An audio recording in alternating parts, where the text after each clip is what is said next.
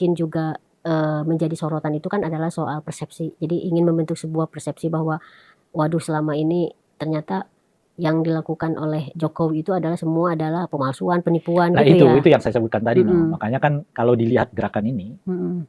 sebetulnya pertama kan saya menyebutkan orang melihat nih kok Pak Jokowi ini nggak ada henti-hentinya ya, Mm-mm. ingin selalu berkuasa itu gitu loh kira-kira. Mm-mm. Artinya mungkin satu segi kalau Pak Jokowi katakanlah lebih ngerumah gitu loh, Mm-mm. eh, Cooling down ya dulu cooling gitu down. ya. Mungkin juga orang nggak akan sampai Mm. sana. Ini muncul lagi, ini Mm-mm. lagi, Para itu lagi, menteri dipanggil atau apa menteri apa apalah gitu gitu ya. kan, dan sebagainya Mm-mm. gitu ya. Mm-mm.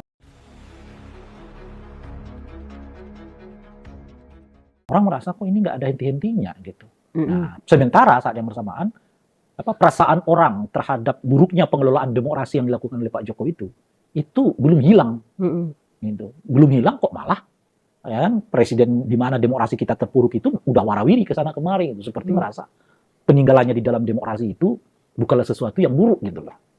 Nah inilah orang kemudian merasa ini kok seperti nggak pernah evaluasi gitu loh. Nggak pernah introspeksi diri gitu ya, kayak memang tetap kayak ya itu mungkin itu bagian dari post power syndrome itu ya, jadi tetap merasa dirinya hebat disitulah gitu ya. mungkin ijazah palsu, dugaan ada ijazah palsu ini jadi mencuat gitu. Orang mau mengatakan jangan patantang petenteng dong. Kamu dulu jadi gubernur ya, wali kota, presiden itu pakai ijazah yang nggak asli loh gitu. Kalau memang misalnya ijazahnya itu tidak asli, dan cuma masalahnya siapa yang bisa menyatakan ijazah itu palsu kan nggak bisa, tidak adalah pengadilan gitu. Nah di tengah situasi yang tadi udah kita bahas nih soal ijazah palsu, kita juga melihat di di elit di ininya penguasanya kayak misalnya Presiden Prabowo nih yang merupakan pelanjut dari kekuasaan Jokowi ini nampaknya udah mulai bergeser nih gitu kan, dengan adanya pertemuan dia datang ke Megawati yang selama ini dianggap tidak mendukungnya kan, atau berseberangan sekali dengan Jokowi yang mendukungnya gitu. Nah Bung Rey sendiri tuh melihat apakah ada misalnya kaitannya dengan posisi Jokowi sekarang, hubungannya dengan Prabowo atau gimana? Iya, pada tingkat tertentu ada, meskipun bukan itu motivasi besarnya gitu, bukan gitu. Menurut motivasi saya, besarnya apa kalau menurut Bung Rey? Kan sebelumnya itu sudah ada dua kali rencana pertemuan dan selalu gagal kan. Nah, seingat saya di Oktober dulu, setelah Pilpres gitu, dan gagal. Ada gitu, keinginan untuk ada ketemu silaturahmi katanya ya. Dan gagal gitu. Lalu di bulan Januari mendekati Februari gagal karena Hasto ditetapkan sebagai tersangka gitu ya. Lalu yang ketiga ini terjadi. Nah di dua kali pertemuan rencana pertemuan yang gagal itu niat masing-masing pihak itu, istilah saya itu 50-50. Jadi Prabowo juga antara iya dan tidak, gitu. Ibu Mega juga antara iya dan tidak, nggak betul-betul amat lah gitu. Nah, tapi untuk pertemuan yang ketiga ini, yang kejadian itu, motivasinya udah beda. Jadi istilah saya itu, Pak Prabowo itu motivasinya 7, Ibu Mega motivasinya 3 gitu. Jadi niat terbesarnya untuk ketemu itu ada pada Pak Prabowo. Sehingga karena niat terbesarnya ada pada Pak Prabowo, maka kelihatan Pak Prabowo nggak terlalu buat syarat administrasi yang macam-macam gitu loh. Atau bahasa yang lain, menerima syarat-syarat administrasi yang dikemukakan oleh Ibu Mega. Misalnya apa? Pertemuannya di rumah gua ya, gitu. Oke, gitu kan. Malam-malam ya, oke, gitu. Nggak diliput media ya, oke, gitu. Jadi kelihatan persyaratan-persyaratan administratif untuk pertemuan itu disetujui semua oleh Pak sebagai Prabowo. seorang presiden itu sebagai seorang presiden itu kan artinya apa gitu? Artinya memang kebutuhan untuk bertemu dengan Ibu Mega itu sudah sangat mendesak. Datangnya dari pihak Pak Prabowo gitu. Lalu mungkin pertanyaannya adalah apa yang mendesak itu gitu kan? Sehingga Pak Prabowo tidak buat standar sendiri gitu sebagai presiden kan? Kok sampai dia menurunkan? Iya, kan sebagai presiden kan beliau yang harus buat standarnya, bukan orang lain gitu. Jawabannya ada menurut saya krisis ekonomi ini. Krisis ekonomi ini ya memang sudah mungkin hampir di depan mata gitu. Dan oleh karena itu biasanya dan umumnya di mana-mana krisis ekonomi itu akan melahirkan krisis politik gitu. Nah, oleh karena itu dibuat langkah antisipasi oleh Pak Prabowo. Gitu.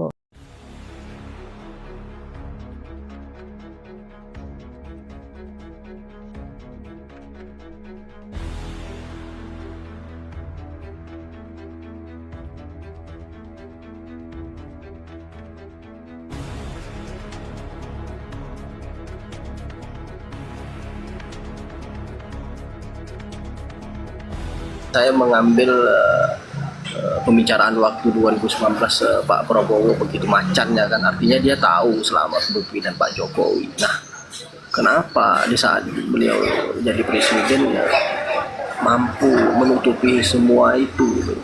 Kasihan rakyat, maksud saya begitu. Bang Cikoy ingat gak saat debat di 2019 sampai 2014 2019 saya masih ingat. Jokowi kan ngancem kalau macam-macam Pak Prabowo akan ditarik aset-asetnya tuh kalau dia berkuasa. Ya, ingat saya betul. Nah itu kan salah satunya, mau aset-aset hilang. Dan itu diakuin loh oleh Pak Prabowo saat diwawancarai Najwa. 10 tahun saya tidak dalam kekuasaan, aset saya mandek. Itu kan udah jelas di situ. Berarti termasuk. Berarti kan jelas tujuannya menjadi presiden itu ya hanya sebatas kekuasaan Iya. kan. Iya, Untuk menyelamatkan itu. usahanya. Iya. Artinya pribadi itu Bang Diki, menyelamatkan pribadi dan menyelamatkan perkelompok saja. Intinya pribadi, cuman di permukaan seolah-olah demi rakyat. Saya pertaruhkan jiwa raga saya, bahkan nyawa saya demi rakyat. Tapi kan itu omon-omon. Padahal dalam hatinya endasmu ya. Ini Bang, Sebetulnya nyali saya aja nggak teringat ada. Prabowo itu nyali aja nggak ada, ya nggak ya? Padahal dia panglima tertinggi loh, ya nggak? Mau ngebabat asetnya si ini, dia itu panglima tertinggi. Apa yang dia mau dia punya kuasa gitu ya. Nggak bisa gitu ya. Ya Iya. kita tahu ini Prabowo ini bukan didikan siapa, didikan Orde Baru. Enggak ya? Sebenarnya Orde Baru gini, kayak Bang. apa gitu, ya kan? Iya sih Bang. Sebenarnya gampang kalau mau maksulkan si Gibran ini gampang. Kasus Blok Medan itu kan murni Tergantung semuanya. nyalinya Prabowo. Iya, ada semua kok. Ada jalannya untuk mau maksulkan itu paling gampang. Itu Blok Medan itu. Jokowi. Nah, kalau Prabowo itu mau itu semua Daeng. dibuka aja hukumnya itu. Ya Bang nggak mau apa Daeng, gitu. mau Yo, apapun kasus-kasusnya, kalau hukumnya masih antek-antek percuma, maka saya bilang resapel dulu. Iya, enggak maksudnya saya kan apa namanya, kita kan diskusi ini ya. Kalaupun memang mau mencari untuk memaksulkan gitu paling gampang, kasusnya ada. Banyak kasusnya. Gitu Banyak. kan. Nah, kembali betul kata teman-teman semua, kalau memang Pak Prabowo berani, selesai itu barang. Betul tuh Bang Naim. Artinya gini Bang, saya melihatnya lah waktu calon pilpres tadi, masa semudah itu Gibran bisa melejit hartanya. Bukan kita iri ya, sampai 26 miliar punya kekayaan. Itu luar biasa loh dengan mumpuni muda seperti itu. Bukan kita iri, tapi ya dengan proses, kalau kita proses yang lurus Bang Daeng, ya teman-teman semua, agak sulit walaupun kita pengusaha, agak sulit. Kecuali kita umur sudah 60 ke atas, ya oke lah. Ini umur masih muda punya kekayaan 26 miliar. Uang dari mana? Bukan kita iri, tapi prosesnya gitu. Bang, saya mau tanya Bang. Ini ya Bang ya. Saya mau tanya, kalau bisa jawab saya kasih 1 juta, saya transfer langsung ini ya Bang ya. Termasuk termul ya. Di eranya, ini apple to apple ya. Gubernur kepemimpinan di era gubernur Jakarta ya Bang ya. Oke, Ke masa prestasinya Anies Baswedan bisa saya jelaskan. Prestasinya Mukidi 2 tahun. Coba sebutkan prestasinya apa Bang? 1 juta saya transfer Bang. Oke Bangsa, Jadi saya gubernur. jawab Bangsa. Ya. oh, cepat betul dia langsung nyangka. Iya gini saya. Ya enggak boleh. Lalu apa? Oh, saya nggak boleh lah. Tengah. Enggak, tunggu dulu. Enggak, ini soalnya ini Nggak bagi saya ini bisa. satu penghinaan. Nggak Karena bisa. uang 1 juta bagi Host saya itu receh. harus memberikan dulu kepada narasumber ini. Enggak, uang 1 juta itu receh. Gini Bangsa, saya kasih tantangan. Kalau Bangsa bisa tunjukkan ya kebaikan dari Jokowi selama memimpin, saya tutup akun saya selamanya.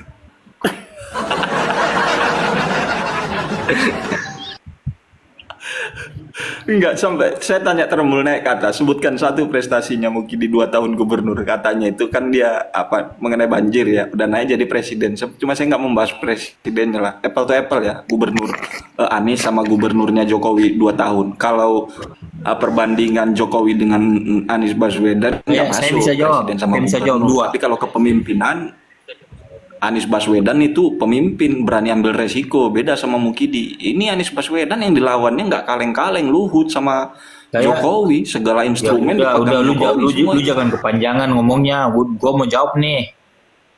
Ya, Ya, coba ulangi tadi pertanyaannya. prestasi Apa apa yang udah Jokowi dibuat sih? apa prestasi Anies Jokowi? selama Enggak Selama 2 tahun di tersandra, DKI. dia nggak tidak tersandra, itu ya. yang ditakutin Jokowi itu masalahnya dia, ya enggak ya? Dia tidak tersangka, pinter orangnya, ya itu aja kelebihan dia dengan yang lain. Saya tanya Tadi Bang, apa? udah dibuat di Jakarta. Apa kebijakannya Jokowi selama jadi gubernur DKI selama 2 tahun? Iya. Ya, keberhasilannya apa? Membohongi rakyat DKI. Nggak masuk itu Bang, itu nggak masuk itu. Lah, nggak masuk gimana? Itu. Saya kasih narasinya. Udah paham maksudnya biar Kermul ini mikir, otaknya itu mikir gitu loh Bang. Iya, Kalau kita paham kita cerdaskan ini mereka. Nggak perlu ditransfer duit 1 juta, nggak perlu. Saya jelasin. Kenapa saya bilang dia pembohong terbaik? Apa kata dia waktu di Solo? Ah, gampang aja. Kalau Jakarta itu mau menghindari macet dan banjir, jadikan saya gubernur DKI. Apa hasil? Setelah jadi gubernur, nggak bisa kan selama 2 tahun. Apa kata dia lagi? Saya kalau jadi presiden, mungkin bisa ini. Saya akan membuat Jakarta ini lebih bagus dan tidak macet, tidak banjir. Setelah jadi presiden 10 tahun, apa yang dikerjakan buat Jakarta? Nol. Boleh saya jawab nggak? Ya. Yang masuk akal. Boleh banget. Tuh, silakan. Jadi kalau ditanya tadi bangsa, prestasi Jokowi selama 2 tahun. 1, saat beliau dilantik jadi gubernur, itu diadakan pesta rakyat 7 hari 7 malam di Jakarta. Nah, disitulah rakyat terbuai, dinina bobokan. Tapi begitu hasil kerja, nol besar, justru malah sebaliknya. Jadi prestasinya itu cuma buat menipu rakyat. 7 hari 7 malam pesta di Jakarta itu saat dia dilantik. Silakan dicek. Ya, prestasi terbesarnya pencitraan. Nah, itu buat pencitraan salah satunya. Jadi setelah itu rakyat itu pada sadar, merasa tertipu. Nah, Awalnya tadi dianggap gubernur baik. kan Bang. Tadi gubernur, sekarang presiden kan begitu. Apple to apple-nya sama SBY kan begitu, kan enak jadinya kan. Nah, yang gubernur ini nggak ketemu saya. Kalau presiden pun juga nggak ketemu. Ya Prestasinya sama pencitraan. Siapa yang gimana? Ketemu bang. Saat beliau jadi presiden itu sekarang ketemu. saya balik bertanya ya. Saya balik bertanya sama lu Sah. Iya Bang. Sah, kalau lu bisa jawab ya. Kalau lu bisa jawab, berarti Saya kasih bini. saya kasih bini 2. Kasih bini aja Bang, kasih bini. Kasih bini 2. Kasih bini baru aja Dai. Lu dengerin saya. Ini ada pesawat Boeing 737 seri 200 ya. Di dalamnya itu ada 2 pilot, 1 kopilot. Pramugari 3. Penumpang yang di dalam itu pejabat negara. Di situ ada Pak Jokowi, ada Kaisang, ada Bobi. Di luar Kaisangnya, karena Kaisang enggak, ada Fufu Fafa lah paling tidak. Kaisang di luar. Ada istrinya gitu kan, ada beberapa menteri lah, ya termasuk Bahlil ya kan. Nah, terus yang saya pertanyakan adalah, jikalau pesawat itu dia jatuh, gitu kan, siapa kira-kira yang lu akan selamatkan duluan? Atau siapa yang terselamatkan? Ayo, Sah, lu jawab Sah. 280 juta jiwa Bang. Kenapa? Terselamatkan rakyat 280 juta jiwa Bang. Oh, cakep. Cakep. Nah, seperti itu Bang. Cerdas. Kamu cerdas. Cerdas, Sah. Cerdas. Ya, pesawatnya diledakkan aja. Berarti kenapa Bang pada Daeng. saat pertanyaan saya ini, kenapa Saya- pada saat dia turun dari gorong-gorong, lu sadar cor langsung itu gorong-gorongnya? Saat ini mereka nggak ada itu lakukan kunjungan ke gorong-gorong Bang, peletakan bunga. Rasa terima kasih nggak ada, kurang ngajar itu junjungan sama Termul tuh. Sampai saat ini nggak ada saya lihat acara-acara Oh, peletakan nggak perlu Bang. Gorong-gorong itu KKN-nya Jokowi itu. Tutupnya gorong-gorong.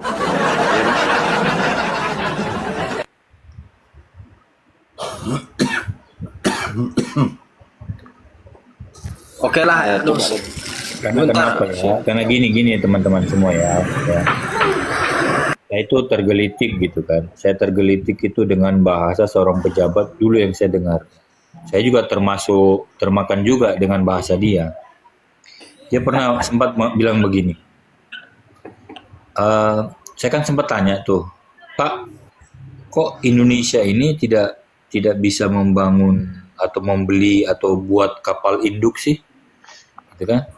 Karena negara kita ini kan yang paling luas itu kan lautannya ketimbang daratannya. Ya kan? Terus apa kata dia? Indonesia itu belum mampu untuk menyediakan kapal induk, karena kapal induk itu satu bijinya itu 80 triliun 80 triliun. Saya langsung berpikir, oh iya ya, gede juga ya kan? 80 triliun ya. Tapi saya kasih tahu ornamennya apa-apa aja kalau kapal induk, ya dia bilang ada pesawat jetnya, tempurnya dan lain-lain. Pokoknya lengkap gitu. Satu set itu 80 T. Oke. Setelah berjalan sampai dengan yang kita tahu sekarang, ternyata bangsa kita ini duitnya sangat banyak. Terbukti dengan dikorupsinya Pertamina. Hampir 1.000 triliun. Coba.